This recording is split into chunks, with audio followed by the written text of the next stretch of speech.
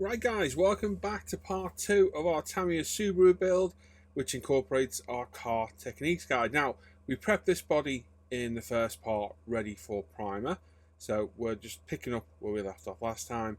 We've got our Tamiya anti-static brush to wipe off any dust and hopefully keep any further dust off it. Same with the spoiler. We're in our spray booth. It's my bench vent booth. I've got a nitrile glove on, I've got my respirator on, and we've got some Pro Scale Paint white primer and one of our 3D printed holders, which is ideal for holding our primer. So our primer is lacquer based. It's pre-thinned. Some people find they need to thin it a little bit more. If you do, you can use our thinner that we sell separately, or a bit of Mr. Hobby leveling thinner. But the most important thing is to mix it up well. If you leave it to settle for a while, it can settle on the bottom and does need a good mix back up. But once it is, it should be pre-thinned, ready for use. So using a pipette, I'm going to grab a generous amount and pop it in our colour cup. And probably the most important things you can do is put the colour cup lid on your airbrush. I've been there and spilled paint off the airbrush onto the model. It is not good. I'm going to be using my Water CR3 Revolution airbrush. We're at about 18 psi, and we're going to apply several coats of primer until we've got a sufficient coverage as we require. So we've put white primer over a blue body, so it is going to take a bit more coverage than normal. Most importantly, we're going to do nice, light, thin passes of primer. We're not going to hose it on. It's not the way our primer works. We're just going to build it up slowly, let it flash off, and come back and apply another coat. Now, our primer is a microfiller. It will dry with a texture. And the idea of that is it's a high build primer. We'll sand it back once it's dry, and that will infill any micro imperfections that may be left on the body, and will give us a super smooth surface ready for paint. So like I say, don't rush this stage, take your time. What I'm also doing here, as you'll notice, is I'm going on off the air at the end of a pass, and I'm doing it off the model. That way, if we get any needle tip build-up of paint, when we go on the air again off the model, it will spit any paint off the model and not on it. Does that make sense?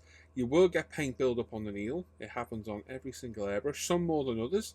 But what we want to do is just go on and off the air at the end and beginning of the pass, on and off the body. So whenever you go off air, make sure it's off the body, and whenever you press for air again, make sure you're away from the body again, and that way you won't spit any paint. Now we're making sure to get all the bottom of the sills, in and around those wheel arches, in and around any grills or vents and everywhere, just to get a nice even coverage. Now, we're not trying to get a full coverage on our first coat. I've sped this up for a bit of speed, otherwise it will drag on a little bit. We're just trying to get a nice even coat of primer down everywhere. So just take your time. Again, this is another step. It's a preparation step. This is what is going to give us our primer base for our paint.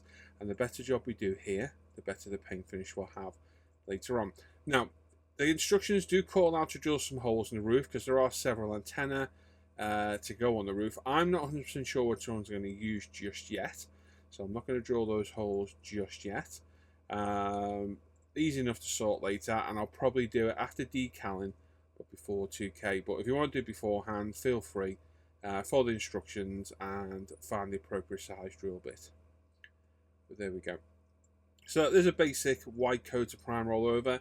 Like I say, we all put white primer over a blue body. It is going to take a few coats to get full coverage.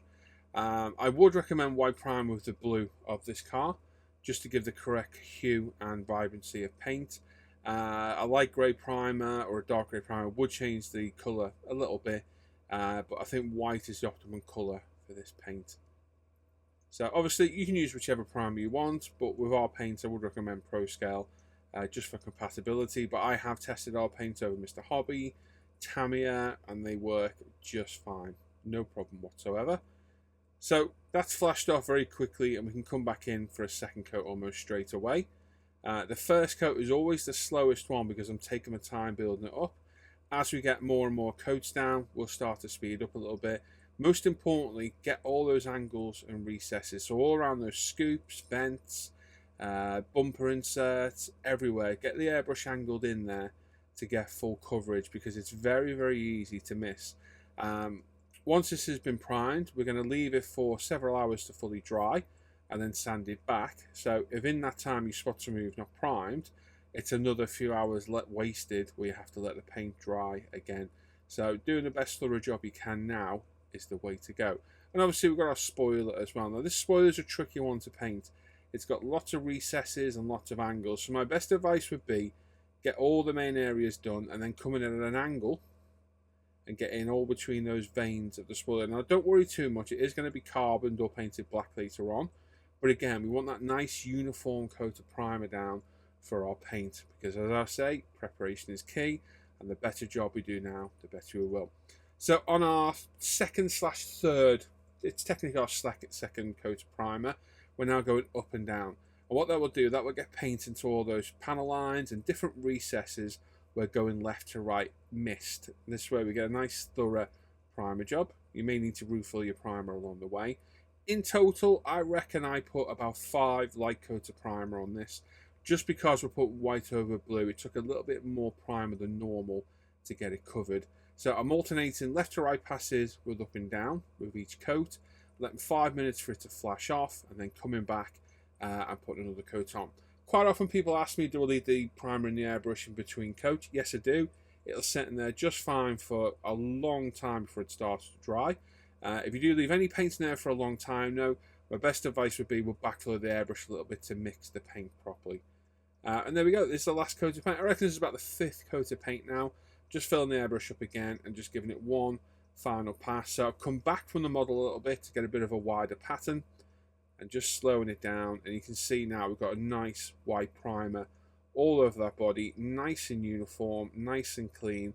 Like I say, just take your time. The better the job you do here, you've got less cleanup, less chance of having to revisit it and reprime, and it means you can move on to the next step quicker, and it'll make your modelling much more efficient. So just pay attention to all those recesses, edges, window trims, wheel arches, in and around the vents, in and around the lights, and just make sure you get that nice even coat of primer everywhere. And basically that's it. I'm going to show airbrush cleaning further down the line, so if you're waiting for that one, bear with me. I was going to show it in this video, but I kind of missed some of the footage and my camera wasn't angled right, so I'll revisit that probably after 2K and show my airbrush cleaning regime. But there we go, that's us for today. We'll be back in part 3, which will be getting the paint down on the body. So we're going to sand the prime and get the paint down. Thanks for watching today. As always, you want early access to these videos, you can come with Patreon in the link below. Loads of perks becoming a patron. You get 10% off pro scale paints, early access to all the videos. There's a Facebook chat group, a Facebook supporter group as well. You get a weekly bench update every Sunday. And of course, make sure you sub to the channel, give the video a thumbs up, click that bell notifications, and leave a comment. I love reading all your comments down below. Let me know what you think, and if you're building along, let me know as well. And as always, thank you to all my current patrons. Enjoy it, everyone. Take care. Bye-bye.